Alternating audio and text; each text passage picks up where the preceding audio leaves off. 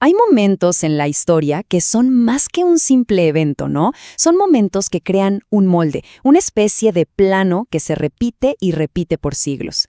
Para la educación en América Latina, ese momento clave fue la conquista. Así que bueno, vamos a meternos de lleno a ver cómo ese primer encuentro, tan violento, se convirtió en el ADN de nuestros sistemas educativos. Y esta idea de la académica Adriana Puiggrós es que es el corazón de todo. Pensemos esto, no se trataba de compartir conocimiento, para nada, fue una imposición, una relación de poder que desde el minuto 1 se puso el disfraz de pedagogía. Entonces, lo que haremos es justamente eso, vamos a desarmar esa supuesta enseñanza.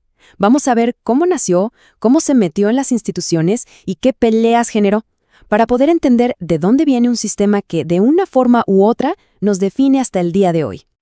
Y para entenderlo, tenemos que ir al principio de todo, al primer contacto, un momento que el filósofo Todorov describió como algo mucho más grande que el descubrimiento de un nuevo continente. La palabra clave aquí es alteridad. Imagínense el shock para Europa de encontrarse con un otro tan, pero tan distinto. Y en ese encontronazo, en ese choque de mundos, no solo se empezó a formar la identidad de América, sino también la de la propia Europa moderna. La pregunta ¿quiénes son ellos? Te obliga a preguntarte ¿y entonces quiénes somos nosotros? ¿Y saben qué es lo más revelador de la mirada de Colón? Que él no buscaba entender, quería confirmar lo que ya creía. Al principio, claro, ve a los indígenas como gente buena, dócil, perfecta para evangelizar. Pero, ojo, apenas se resisten, apenas defienden lo suyo, ¡pum!, de repente son ladrones, inferiores a los que hay que someter. Su percepción no tenía nada que ver con quiénes eran ellos, sino con para qué les servían a él. Y con esa lógica se armó el trato. Un intercambio que, si lo pensamos, es brutalmente desigual. Los conquistadores ofrecían algo intangible, la salvación del alma, a cambio de la riqueza muy tangible de América, el oro. Un negocio redondo, ¿no? A esto, Puiggrós lo llama el sujeto pedagógico de la conquista. O sea, el acto de conquistar se presentó como si fuera un acto educativo. El método de enseñanza, la fuerza. Y el ejemplo más absurdo, de verdad, fue el requerimiento. Imagínense, llegaban y leían un documento legal, en español, a gente que no entendía ni una palabra, exigiéndoles que se sometieran. Si no lo hacían o no entendían, ¡listo! La violencia estaba justificada. Era una clase donde la única materia era obediencia. Ok, la pregunta entonces es, ¿cómo es que esta escena, esta clase a la fuerza, pasa de ser un acto de conquista a ser la estructura de toda una nación? ¿Cómo se industrializa esta enseñanza? Bueno, el sociólogo Oscar Oslak nos da una especie de manual de instrucciones. Para armar un Estado moderno, hacen falta estas 4 cosas. Y ojo, que no es un proceso natural, es una construcción de poder. Se trata de ser el único que manda en un territorio, el único que puede usar la violencia legalmente, crear toda una burocracia. Y, lo más importante, lograr que la gente se sienta parte de la misma historia. Y para Argentina, en el siglo XIX, por ejemplo, el gran empujón para construir esa máquina vino de afuera. Europa estaba en plena revolución industrial y necesitaba con urgencia materias primas. Entonces, para poder entrar en el juego del comercio mundial, Argentina tuvo que ordenarse, volver un socio confiable. Formar un Estado no fue un capricho, fue una necesidad económica. Y un punto clave es este. No se trataba de restaurar un orden que se había perdido. Para nada. Se trataba de imponer, por las buenas o por las malas, un orden completamente nuevo sobre una sociedad que era súper diversa y desorganizada. El Estado nació, en gran parte, como una enorme herramienta de control para hacer que el país fuera predecible y, claro, rentable. ¡Listo! Ya tenemos la máquina del Estado funcionando. Pero, ¿quién la opera? Se necesitan operadores leales, todos cortados por la misma tijera, ciudadanos. ¿Y cuál fue la gran fábrica para producirlos en masa? Exacto, la escuela. A ver cómo se puso a andar.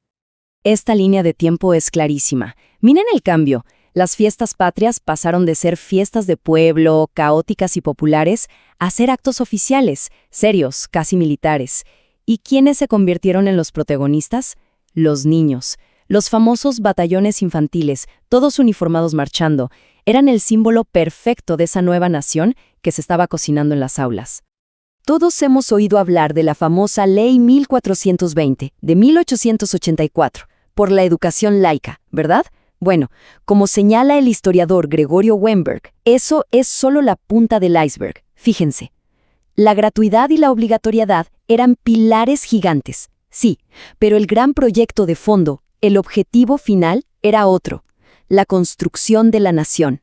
Un idioma, una historia y una identidad para todos. ¿Y el motor detrás de todo esto? El miedo.